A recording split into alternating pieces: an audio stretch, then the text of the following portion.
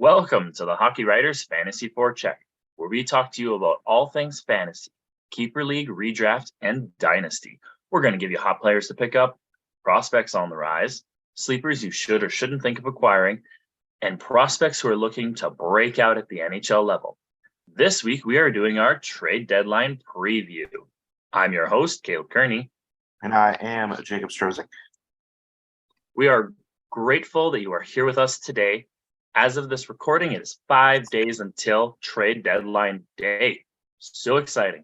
4 days away if you listen to this once it comes out on Monday. We're going to be talking about that later, though.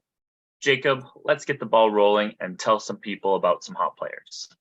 Yeah, come in hot. Start talking about probably one of the hottest waiver wire pickups you could possibly imagine right now. New Jersey Devils forward Dawson Mercer. Absolute tear that this kid is on. He's on a 6-game point streak. He has 10 points within that span of time.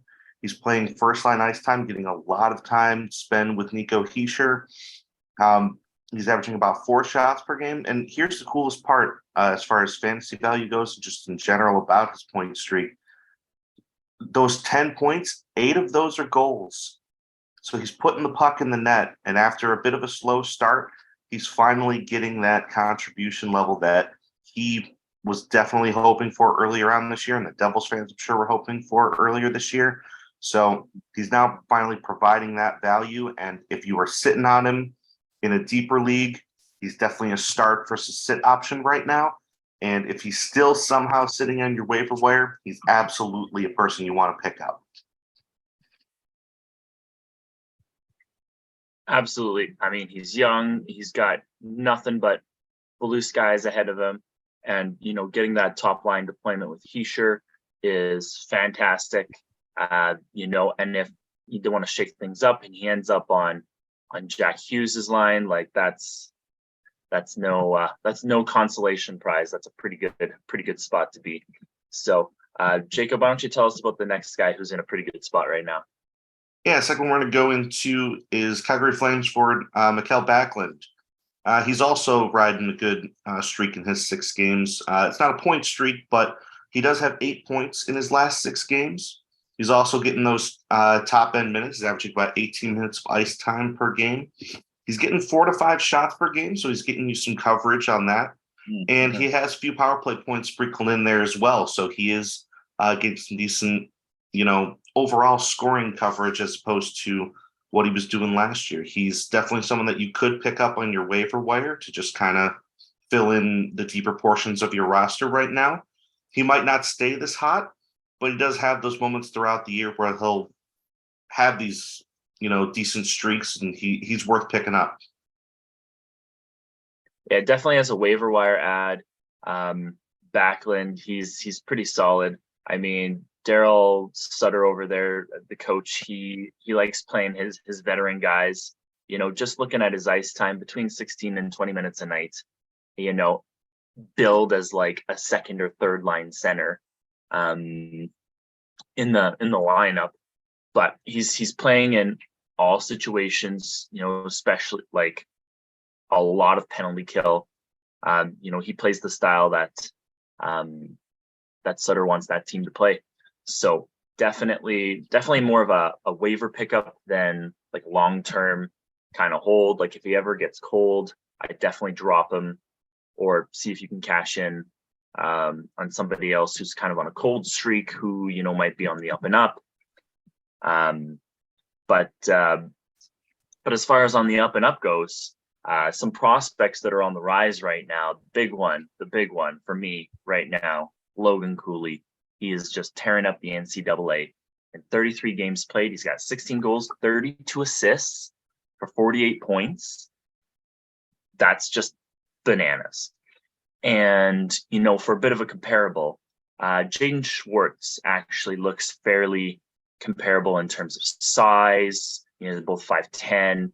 Schwartz is obviously a bit heavier than Cooley is right now. Cooley still has, lots of time to bulk up and put on muscle. And they also played in similar leagues. So Cooley was in the US NTDP for 2 years, and then NCAA this year, which is his draft plus 2 year. Jaden Schwartz, he played AJHL and then USHL for his draft year, and then NCAA for his draft plus 1. Sorry, that was draft plus 1 for Cooley, not plus 2. So I see like Schwartz as kind of like Cooley's floor. Cooley is way faster than Schwartz I think is just overall just has a lot more potential. And Schwartz is definitely, I think, kind of the floor for Cooley. He's going to get all the opportunity in Arizona, and he's probably the best or one of the best skaters from last year's draft, in my opinion. Jacob, do you have any thoughts on Cooley? Yeah, Cooley is absolutely the future number one for Arizona. And you mentioned Schwartz, but what Cooley has over him is the fact that he's a center. So he's going to naturally be able to be in the opportunities to get some more points being a center as opposed to a winger. And he's the kind of player that can take advantage of those types of opportunities. So as he continues to develop, he will eventually be that number one center and that number one player in Arizona. Right now it's Keller, and Keller will be a great complement to what Cooley will eventually be. But Cooley is already set up and poised to be that player, and it's not going to take him 5-6 years to do it. It's going to take him 2 to 3 more than likely, since he's already been on a good development path as it is. And he was NHL ready at the start of this year, but Arizona knew that it's not about making the kid play this year. It's about just getting him in the system and prepared for next year when they're trying to actually start building and winning some games. 100%. And like just that development track of USNTDP to NCAA, it's a great track. It's produced great NHLers. Zegras has come from there. Quinn Hughes. I'm trying to think of other forwards right now, kind of drawing a blank, but Zegras is kind of the big one that stands out in my head. And we could see like a similar kind of impact in the NHL right away, where he's kind of like a 50-ish kind of point guy in his rookie season, and then just kind of builds off of that. And it all depends on what Arizona wants to do with their star center and kind of who they draft in this upcoming draft. If they somehow fall out of the top 3, there's a lot of great wingers who could bring a lot of dynamicism and speed to this roster. Zach Benson, a couple other NTDP guys, Oliver Moore, Will Smith. The sky's kind of the limit, and things are kind of looking up for Arizona for sure. And one guy who's having kind of a more positive year than last year, even though last year wasn't really a bad year for him, is Nico Huuhtinen. Nico Huuhtinen, he's in the Tampa system. He was a 7th round pick. He was the very last pick of his draft. And he's presently in his D+2 this year. In 44 games played, he's got 16 goals, 13 assists for 29 points in Liga. Last year, he played WHL. His NHLE is fairly similar to what it was last year. There's only a couple more games left in Liga, but the big thing with playing in Liga as opposed to WHL is the quality of competition. And we talked about this a little bit last week with goalies. It also kind of works for forwards and defensemen. They're playing against men earlier, and that's good for their development, so they can see where they're at, so they can see what aspects of their game they need to work on. A similar comparable for Huuhtinen would be the David Krejci. Okay, David Krejci, he played in the AHL in his D+3 season, and next year we could see Huuhtinen kind of go into the Tampa AHL system. He might play in the AHL more than Krejci did before coming into the big league, but it's Huuhtinen is probably one of my favorite Tampa prospects. And to kind of put things a bit into perspective, points wise, Joakim Kamel, drafted last year by Nashville, had 23 points in Liga last year as a draft eligible, which is pretty good, and only 14 points this year. So the fact that Huutonen has 29 points is very good. He's putting himself in the position that he needs to get the points. And it looks like he's going to be a bit of a sleeper. I don't think he'll ever be like an 80-point guy in the NHL, but he's definitely got 60 to 70-point potential. Jacob, do you have any quick thoughts on Huutonen?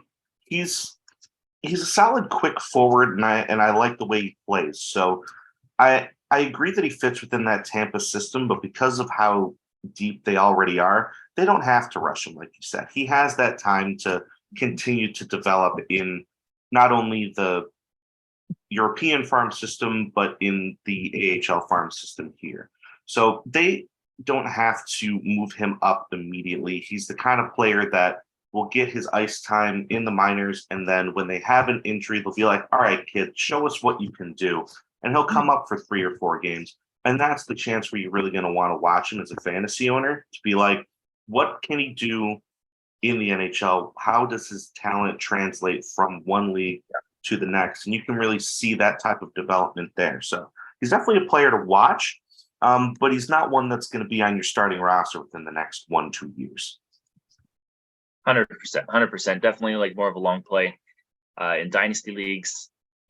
If he can, when he gets those quick, cups of coffee with Tampa, if he can break onto one of the top power plays and really kind of solidify himself, that's where I really feel he can be a threat offensively is on the power play. He is a shooter. He likes to Huutonen them in. So got to have a bad pun once in a while. Jacob, let's talk about some cold streaks. There are some potential sleepers here. Sure. Yeah, first one we're going to go into St. Louis Blues defenseman Torrey Krug. Just ice cold at the present moment. He's got 1 point in his last 6 games. He's now averaging less than 20 minutes per night as far as his utilization goes. He's normally a top 4 defenseman, and he just hasn't looked the same since he came back from his injury a couple of weeks ago. And on top of that, the biggest key part into this is the Blues appear to be selling at the deadline this year. So they're not really going to be getting any better as a team. So his production likely isn't going to suddenly just jump up immediately as they continue to sell off some of their good players. So Krug is someone that I would either try and sell off as quickly as possible or sit rather than start if you have a bit of a deeper league. 100%. I would definitely sit him. Honestly, if it were me, I wouldn't even think of acquiring Torrey Krug. He's the injuries, man. That's my biggest concern, is that he just has all these injuries. And so there's the question mark of, if you even start him, is he just going to randomly get injured in the middle of the week? It seems like he's just getting injured a lot. So, and it's been kind of like that, even going back into, his Boston days, that sort of gave fantasy owners a view of like what Charlie McAvoy could look like on the power play, because Krug was injured so much. So you got these glimpses of these different players running the power play from the back end. So I would more so just generally kind of stay away from Krug. But what about your next guy here, Jacob? Should we stay away from him? Should we pick him up? Tell us about our next guy. Next one, kind of opposite end of the spectrum as far as the New Jersey Devils go. It's going to be Andre Palat. Where Mercer was red hot, Palat is completely ice cold. He had a great return when he came back at the start of February, but ever since then, he's been, doing absolutely nothing. He has 0 points in his last 6 games. He's been reduced from a top 6 role to kind of a middle 6 role. He's down to about 15 minutes a night, and he's only averaging about 1.5 shots per game. So he's not getting you coverage across the board. He's not scoring points. He's not giving you really anything. He doesn't throw that many hits. He's not providing any value whatsoever. And if you picked him up off the waiver wire when he came back from his injury, I'd say now's the time to drop him back down to there and pick up somebody else hot. Yeah, I mean, like in his past 3 games, he does have 6 shots and 4 hits. So that's not bad. I owned him in my dynasty league earlier in the year, and I ended up just kind of including him as part of a trade. I don't even remember what I got back, to be completely honest with you. But I mean, in 27 games on the season, he only has 6 goals, 8 assists, 44 shots, 54 hits. Like the hits are fine, but he was shooting a lot more last year, which is kind of a concern this year. Maybe he's, just trying to get used to, the systems in New Jersey or what have you. And he just hasn't really found his groove yet. But you can't really wait on those guys when you're playing in your, especially redraft leagues. He's definitely a stay away for me. There's other guys that are putting in more peripherals than he is that are worth your time more than him. So yeah, thanks for those players there, Jacob. We're gonna go into. I only have one player for this segment of potential breakout prospects, and one that really kind of caught my eye. Just looking over some stats in the past week is probably gonna butcher this name, Mikey Esimont. He's playing in the top line in San Jose. He was with the Jets. I believe he was a waiver pickup, and the Jets sent him down. San Jose picked him off waivers, and it's been quite the switch since he's been picked up by San Jose. In his first 19 games with the Jets, 1 goal, 4 assists, 26 shots, 36 hits, only averaging just over 10 minutes of ice time per game. Very, very less than ideal.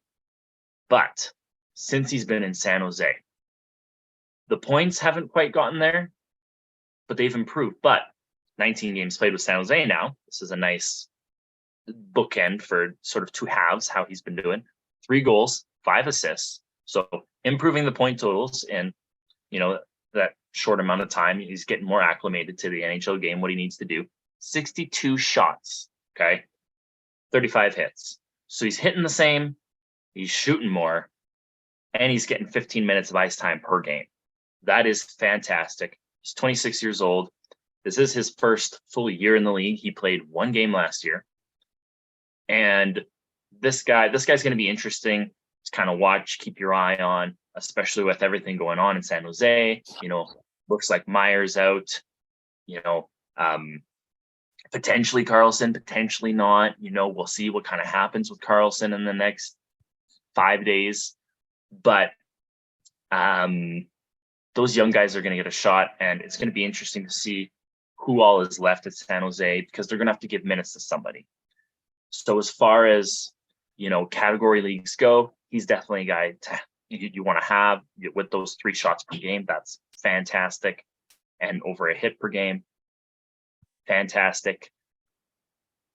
Definitely a guy to consider. Jacob, do you have any thoughts on Mikey here? Yeah, the best part about his acquisition in San Jose is the opportunity he's been given. He wasn't picked up and just thrown on some 3rd, 4th line role and said, "All right, kid, I guess we're just going to pick you up and see what you can do." They gave him a real opportunity, and they put him up on the top line, and he's really trying to take advantage of that opportunity. And San Jose isn't doing spectacular this year. They've done a couple of smaller moves to get some decent players on either trades or waiver pickups. Martin Kaut comes to mind. He's been given a decent opportunity since he got called up too. So, these kids are going to get those opportunities in San Jose, with them obviously selling at the deadline, trying to make sure that their future is getting set up. And if you're looking for players to pick up, the young forwards on San Jose are the ones to look at for production as well as potential. Because if they do keep their minor core intact, if they keep Hurdle, Couture, and if they hold on to Karlsson, those players are still scoring, and they're scoring at their typical rates, except for Karlsson, who's scoring well above what he normally does right now. So having those veterans to show these kids, this is how the league works, this is how you win games, this is what you're supposed to do, this is how you score. It's the perfect type of mentor situation. And if they're being given those opportunities at the same time, it's only going to be a positive down the road within 1 to 2 years. 100%, 100%. And, just looking at his Rampum charts on Evolving Hockey, he's got a high expected goals for per 60 while he's on the ice, but his actual goals for per 60 is a little low. So there is some, as he gets acclimated and he learns sort of tendencies of goalies and he becomes a better shooter, we can see kind of more point production from him, compared to the league, higher Corsi 4 per 60. So, chances are getting on net, which is what you want to see. And his defensive metrics, expected goals against per 60 and Corsi against per 60, he's above average in both of those, which is fantastic. Anytime that you can have somebody just coming into the league who is above average in all these metrics, especially when you're looking at a per 60 metric, because that is sort of it's looking at what they are doing in the time they're given rather than just here is the volume of everything they've accumulated. So he's doing really well. He hasn't really gotten a shake on the power play really yet. He's only got about 33 minutes of power play time on ice. So hasn't really gotten enough time there to sort of get things going, but he's definitely a guy to look into. So that is going to do it for the shorter portions of the show. And we're going to get into the big topic today, our trade deadline preview. We're going to go through the top 5 on the TSN trade bait board, give our thoughts on these players, where they're potentially going, and what kind of fantasy impact that those moves are going to have. So I'll kick things off here with number 5, Vladislav Gavrikov, not Guryanov. Wow. That was a bit of a Freudian slip before we came on. Guryanov was traded. So there you go. Boston, Edmonton, and Toronto are all have been rumored around. Gavrikov, it kind of looks like Boston's out of the mix now since they picked up Orlov. But just looking at his stats for the year, 52 games played, 3 goals, 7 assists, 10 points, 61 shots, 56 hits, 89 blocks. No matter where he goes, he's only really going to have value in category leagues, in my opinion, just because of he gets about the same of everything as far as peripherals go. He's not really getting you points. Even if he goes to Edmonton or Toronto, they're not going to put him on the power play. He's going to be there for his defensive ability, his two-way ability. He's not a Chychrun. He's not a Carlson. He's not a Gostisbehere. He's a Gavrikov. He's probably similar to like a Brett Kulak. Jacob, what do you got on Gavrikov? Yeah, for someone who's a bit more on the defensive end of the puck, he's still someone that can provide you with some fantasy value, but it's like you said, he's not going to just suddenly start lighting it up as soon as he gets traded. It's not the type of game he plays. It's not the type of game that he's getting traded for. So if he gets moved to any one of these high-end teams, don't expect a massive fantasy jump. You can expect a bit of an improvement just for the sake of the quality of team that he went to, but it's not going to be some exponential difference between where he is and where he's going to be. So if you pick him up, do it at a cheaper price, or if he's somehow sitting on your waiver wire, I know he's not rostered in every single league, then he might be worth a flyer if you have somebody who's cold and you're willing to drop. Somebody like Krug, if you drop him and you pick up Gavrikov after he gets traded, or if he gets traded at that point, then it might be worth that bit of a flyer just to be like, all right, maybe he will get a couple of extra points for me comparatively. Yeah, and that's the thing too, is the kind of the wild card in this situation is that he has been held out of games explicitly for trade-related reasons. That has been the big thing this year, people getting held out for trade-related reasons. First time we've seen that, teams just outright saying that. So that's fascinating in and of itself. Now, as far as his actual defense goes, Columbus is pretty terrible this year. He's not comparatively speaking, he's probably on the better end of the spectrum as far as the team of Columbus is concerned. Looking at the evolving hockey charts for like Eric Goodbranson is pretty disheartening because he is below average quite considerably in everything.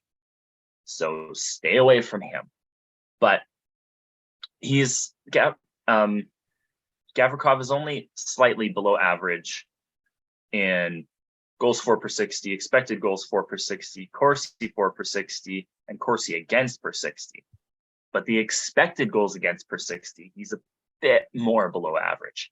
So that kind of tells me that there's maybe some grade A chances that are kind of coming through more than he'd like. Is that going to be, pardon me, that should be better if he goes to like a Toronto or an Edmonton, because he's going to play further down the lineup. He's not going to play top pairing minutes on either of those teams unless there's a lot of injuries. So we should expect some of those metrics to sort of normalize a bit and sort of go back to the mean, maybe even start to jump above. But yeah, he's definitely more of a deeper league option. Number 4 on the trade board, Jake McCabe. Jacob, what do you know about Jake?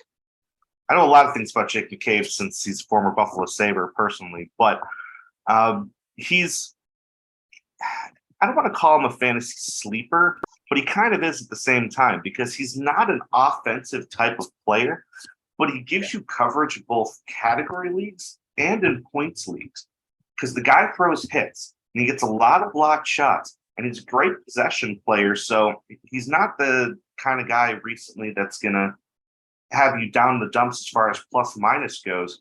And even playing on Chicago, who's not having a good season, he is personally. And he's one of the reasons that they kind of have a shot each night in their defensive zone. So he's kind of carrying that back end for them. And if he gets moved, it's going to be for a decent price. And going to a new team, he's only going to add some really, really good value. His offensive numbers aren't going to suddenly, jump through the roof, but his physicality and his defensive abilities, his block shots are still going to be there. He does shoot the puck on occasion.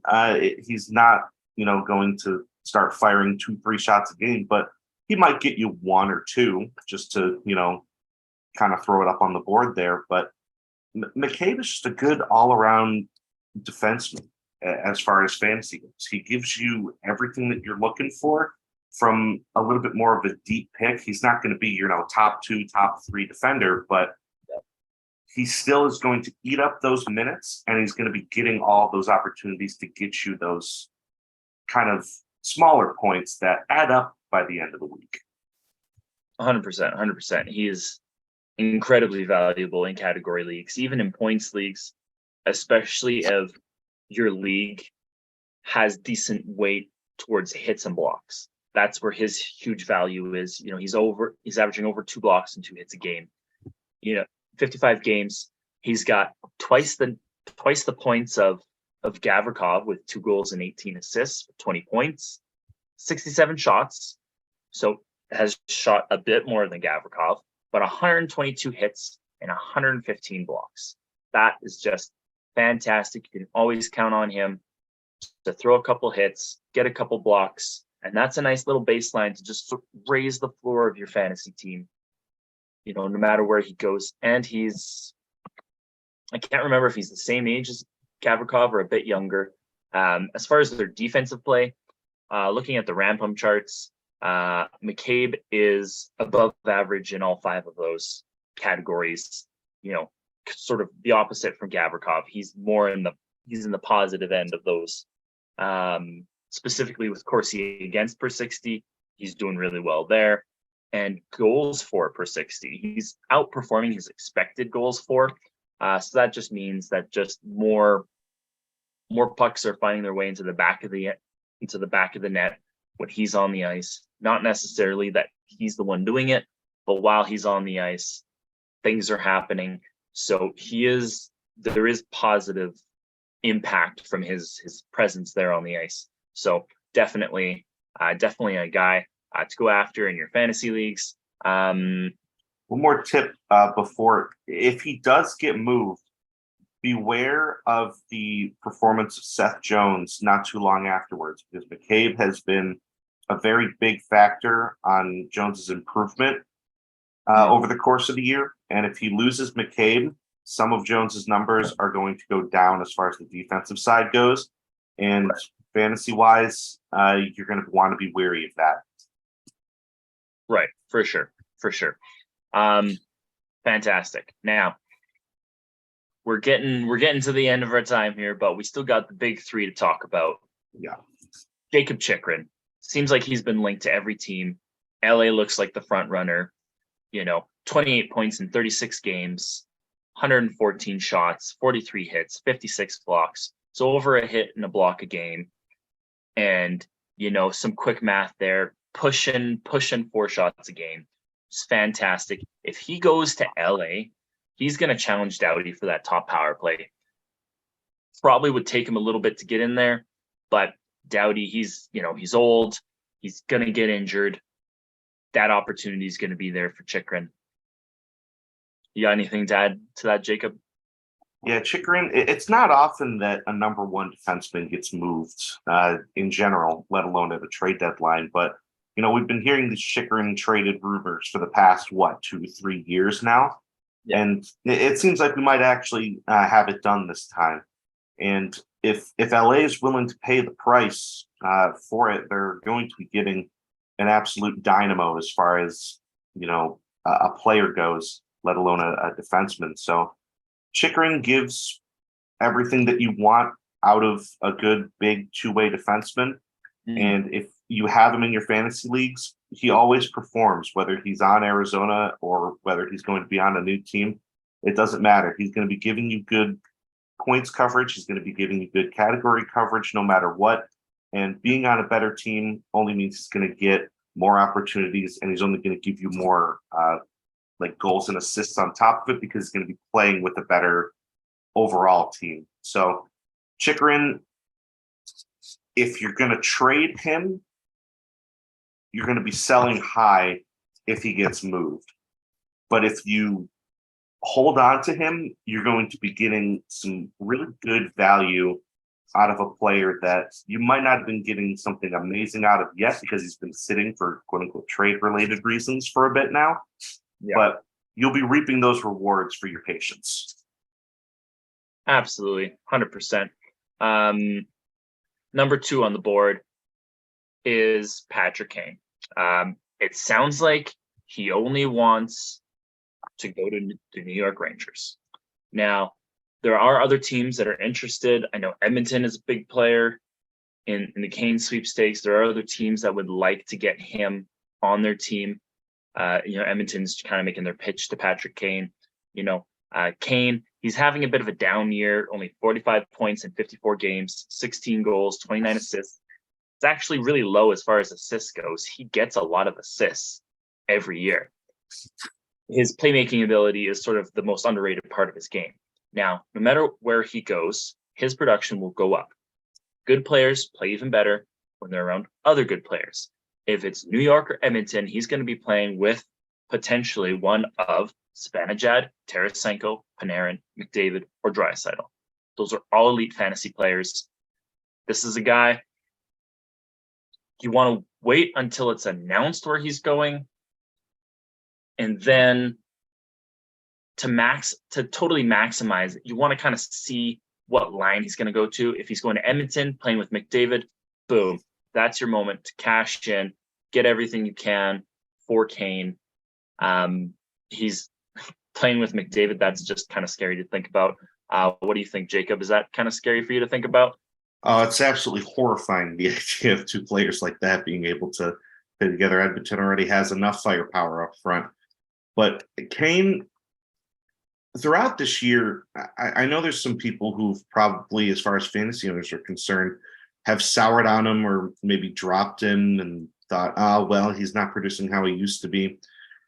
It's on a much different type of team, so he wasn't going to be producing as well. Recently, he's been just on some personal mission to say, hey, trade me now. I'm playing amazing, since he has, 6, 7, he has 10 points in his last 4 games, and 7 of those are goals. He has a hat trick in one of those games. So he's absolutely lighting it up in the past few games, just trying to really show I still have plenty of, skill left in me. I have a lot left in the tank.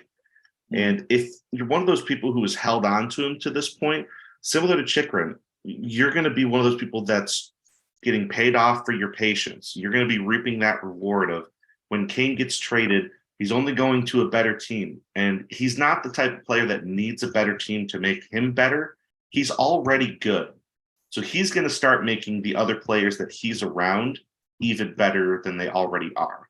So if he's playing with the McDavid, that's mortifying. If he's playing with Draisaitl, that's equally as terrifying. If he goes to the Rangers and he starts playing with Zibanejad, or he reunites with his best friend Artemi Panarin, God help whoever is in the Metro division and has to deal with that for the rest of the season. So Kane is definitely one of the biggest talking points as far as the trade deadline goes. But for fantasy owners, if you have him, hold him. Don't move him. You're going to regret it if you move him. Yeah, for sure. Number 1 on the board, Timo Meier. New Jersey and Vegas are the 2 biggest players in the Meier sweepstakes. Looks like Vegas might kind of be out of the race here, as before we hopped on, Barbashev got shipped to Vegas, but in 57 games played, 31 goals, 21 assists, 52 points, 255 shots on goal, 112 hits, 26 blocks. You get the hits, you get the shots. That's over 4 shots a game, around 4 shots a game. He's elite as far as fantasy goes. He will be locked into whatever top line, to whatever team he goes to. If that's New Jersey and he's with Chychrun and Mercer, look out. Those guys are going to explode more too. It might take him a couple games to kind of get acclimated, but that's just fine. This is more of a long-term acquisition as well for whatever team picks him up. They want to obviously sign him to an extension because they would want to keep him wherever he goes. Then there's also the Jack Hughes aspect of New Jersey, which if he doesn't play with Chychrun, he's playing with Hughes. That makes the Devils scary to play against in the playoffs for the regular season.